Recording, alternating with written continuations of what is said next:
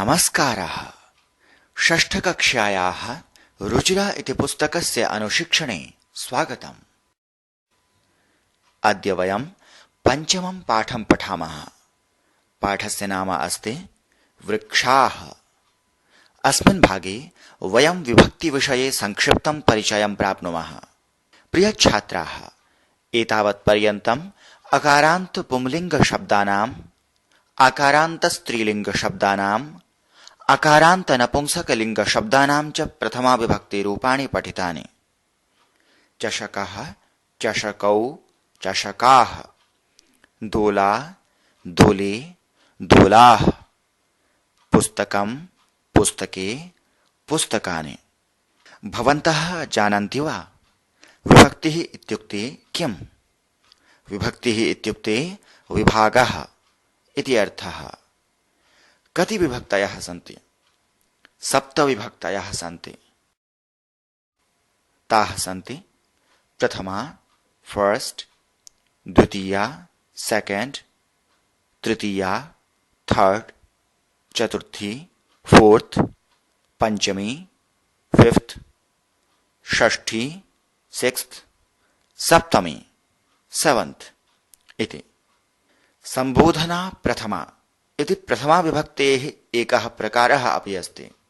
विभक्तीनां कः उपयोगः इति चिन्तयन्ति वा? अधुना विवरणं करोमि, शृण्वन्तु। संस्कृते एकस्य शब्दस्य बहूनि रूपाणि भवन्ति। यथा रामशब्दस्य रूपाणि सन्ति रामः, रामं, रामौ, रामेण, रामाभ्याम् इत्यादीनि। अत्र एकवचनशब्दाः सन्ति, अत्र द्विवचनशब्दाः सन्ति, अत्र बहुवचनशब्दाः अपि सन्ति। शब्दानाम् अर्थं कथं जानीमः? अर्थज्ञानार्थं शब्दानां विभागं, वर्गीकरणं कुर्मः। संस्कृतभाषायाम् अर्थानुगुणं शब्दानां व्यवस्था कृता अस्ति। सा व्यवस्था एव विभक्तिः। शब्दरूपाणि 7 विभक्तिषु व्यवस्थीकृताः सन्ति। इदानीं शब्दानां वर्गीकरणं कृत्वा पुनः लिखामि, पश्यन्तु। प्रथमा विभक्तिः रामः, रामौ, रामाः। संबोधना प्रथमा हे राम, हे रामौ, हे रामाः। द्वितीया विभक्तिः रामं, रामौ, रामान्। तृतीया विभक्तिः रामेण, रामाभ्यां, रामैः। चतुर्थी विभक्तिः रामाय, रामाभ्यां, रामेभ्यः। पंचमी विभक्तिः रामात्, रामाभ्यां, रामेभ्यः। षष्ठी विभक्तिः रामस्य, रामयोः, रामाणाम्। सप्तमी विभक्तिः रामे, रामयोः, रामेषु। विभक्तीनाम् अर्थः कः? प्रथमायाः अर्थः ने। संबोधना प्रथमायाः अर्थः हे, ओ। द्वितीयायाः अर्थः को, टू। तृतीयायाः अर्थः से अथवा के द्वारा, बाय और विद। चतुर्थ्याः अर्थः को अथवा के लिए, फॉर। पंचम्याः अर्थः से, फ्रॉम।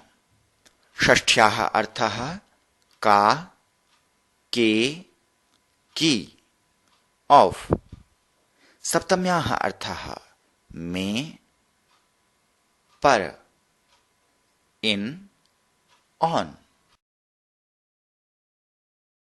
वचनं किमर्थम् अस्ति? वचनं किं सूचयति इति वदामि। एकवचनम् इत्युक्ते सिंगुलर। एकवस्तु सूचनार्थम् एकवचनं भवति। यथा बालः इति एकवचनम् एकं बालकं सूचयति, अ बॉय इत्यर्थः। द्विवचनम् इत्युक्ते ड्युअल। वस्तुद्वय सूचनार्थं द्विवचनम् अस्ति। यथा बालो इति द्विवचनं बालकद्वयं सूचयति, टू बॉयज इत्यर्थः। बहुवचनम् इत्युक्ते प्लुरल। वस्तुद्वयात् अधिकवस्तूनां सूचनार्थं बहुवचनम् अस्ति। यथा बालाः इति बहुवचनं बहून् बालकान् सूचयति। Boys more than two. बालः बालौ बालाः इति क्रमशः प्रथमा विभक्तेः एकवचन द्विवचन बहुवचन रूपाणि सन्ति। अधुना बालशब्दस्य सर्वाणि विभक्तिरूपाणि पठामः। यथा बालः बालौ बालाः इति प्रथमा विभक्तिः।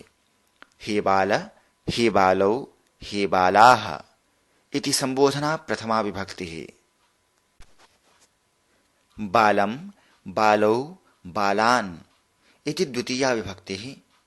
बालेन बालाभ्यां बालैः इति तृतीया विभक्तिः। बालाय बालाभ्यां बालेभ्यः इति चतुर्थी विभक्तिः। बालात् बालाभ्यां बालेभ्यः इति पंचमी विभक्तिः। बालस्य बालयोः बालानाम् इति षष्ठी विभक्तिः। बाले बालयोः बालेषु इति सप्तमी विभक्तिः। अकारान्त पुंलिंग शब्दस्य रूपाणां प्रथमा विभक्तौ अह औ आह, द्वितीया विभक्तौ अम् औ आन्, तृतीया विभक्तौ एन आभ्याम् ऐः, चतुर्थी विभक्तौ आय आभ्याम् एभ्यः, पंचमी विभक्तौ आत् आभ्याम् एभ्यः, षष्ठी विभक्तौ अस्य अयोः आनाम्, सप्तमी विभक्तौ ए अयोः एषु इति शब्दः श्रूयते। शब्दरूपाणाम् अर्थः कः? प्रथमा विभक्तौ बालः बालौ बालाः इति रूपाणि सन्ति। अर्थात् अ बॉय बॉयज बॉयज, एक बालक दो बालक बहुत बालक। संबोधना प्रथमा विभक्तौ हे बाल हे बालौ हे बालाः इति रूपाणि सन्ति। अर्थात् ओ बॉय ओ बॉयज ओ बॉयज, हे बालक हे बालकों हे बालकों। द्वितीया विभक्तौ बालम बालौ बालाः, अर्थात अ बॉय बॉयज बॉयज, एक बालक दो बालक बहुत बालक। तृतीया विभक्तौ बालेन बालाभ्याम बालैः, by a boy with a boy, by boys और विद बॉयज, बाय बॉयज और विद बॉयज, बालक से या बालक के द्वारा, बालकों से या बालकों के द्वारा, बालकों से या बालकों के द्वारा। चतुर्थी विभक्तौ बालाय बालाभ्याम बालेभ्यः, to a boy for a boy, to boys for boys, to boys for boys, बालक को के लिए, बालकों को बालकों के लिए, बालक को बालकों के लिए। पंचमी विभक्तौ बालात् बालाभ्याम बालेभ्यः, from a boy from boys from boys, बालक से बालकों से बालकों से। षष्ठी विभक्तौ बालस्य बालयोः बालानाम्, of a boy of boys of boys, बालक काके की, बालकों का, बालकों के, बालकों की, बालकों का, बालकों के, बालकों की। सप्तमी विभक्तो बाले, बालयोः, बालेषु। In a boy, on a boy, in boys, on boys, in boys, on boys। बालक में, बालक पर, बालकों में, बालकों पर, बालकों में, बालकों पर। बालः इति अकारान्त पुंलिंग शब्दः अस्ति। तत्सदृशम् एव अन्येषां सर्वेषाम् अकारान्त पुंलिंग शब्दानां रूपाणि भवन्ति। अन्ये अकारान्त पुंलिंग शब्दाः सन्ति छात्रः, विद्यालयः, वृक्षः, चषकः इत्यादयः। उदाहरणं पश्यामः। विद्यालयः इति अकारान्तः पुंलिंग शब्दः अस्ति। विद्यालय शब्दस्य षष्ठी विभक्ति रूपाणि कानि? विद्यालयस्य, विद्यालययोः, विद्यालयानाम्। छात्रः इति अकारान्तः पुंलिंग शब्दः अस्ति। छात्र शब्दस्य चतुर्थी विभक्ति रूपाणि कानि? छात्र शब्दस्य चतुर्थी विभक्ति रूपाणि सन्ति छात्राय, छात्राभ्यां, छात्रेभ्यः इति। यथा बालाय, बालाभ्यां, बालेभ्यः। तथा शब्दरूपाणाम् अर्थज्ञानार्थम् अधिकविवरणं पठन्तु। शब्दस्य अर्थज्ञानं कथम् इति अधुना पश्यामः। आदौ शब्दस्य सदृशशब्दः कः इति चिन्तयतु। तदनन्तरं शब्दरूपं कस्यां विभक्तौ अस्ति इति पश्यतु। तदनन्तरं शब्दरूपस्य वचनं किम् इति पश्यतु। पश्चात् विभक्त्यर्थं वचनस्य अर्थं च योजयतु। उदाहरणार्थं देशे इति शब्दस्य कः अर्थः? देशे इति शब्देन सदृशः शब्दः कः? बाले इति शब्दः इव अस्ति। देशे इति कस्यां विभक्तौ अस्ति? सप्तमी विभक्तौ अस्ति। किं वचनम् अस्ति? एकवचनम् अस्ति। सप्तमी विभक्त्यर्थः कः? इन अथवा में इति अर्थः।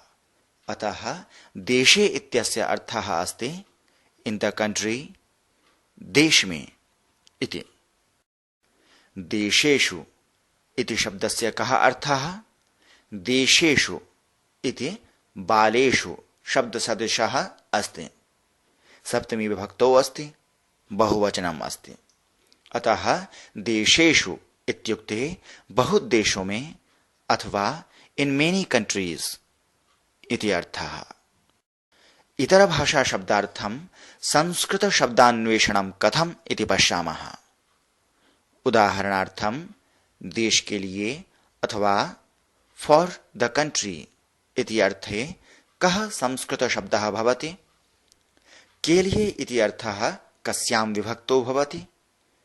के लिए इति अर्थः चतुर्थी विभक्तौ भवति।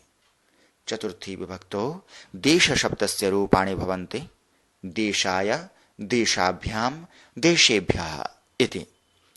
देश के लिए इति अत्र एकवचनम् अस्ति। अतः देशाय इति एकवचनं पर्याप्तम्।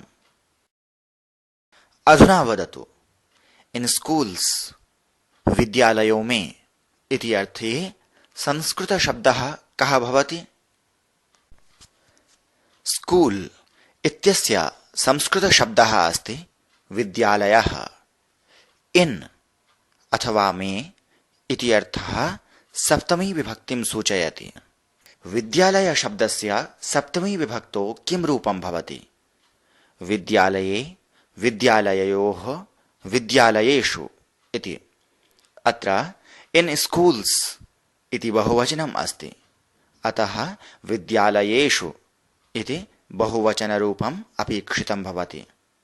एवमेव अन्य अकारान्त पुंलिंग शब्दानां रूपाणि ज्ञातव्यानि। अस्मिन् पाठे विभक्तिपरिचयः, अकारान्त पुंलिङ्गस्य सर्वाणि विभक्तिरूपाणि, शब्दरूपाणाम् अर्थः, शब्दस्य संस्कृतानुवादः इत्यादि विषयाः पठिताः। एतावता पञ्चमपाठान्तर्गतः विभक्तिपरिचयः इति विषयः पठितः। द्वितीया विभक्तिः इति विषयम् अग्रिमभागे पठामः। पुनर्मिलामः। धन्यवादः।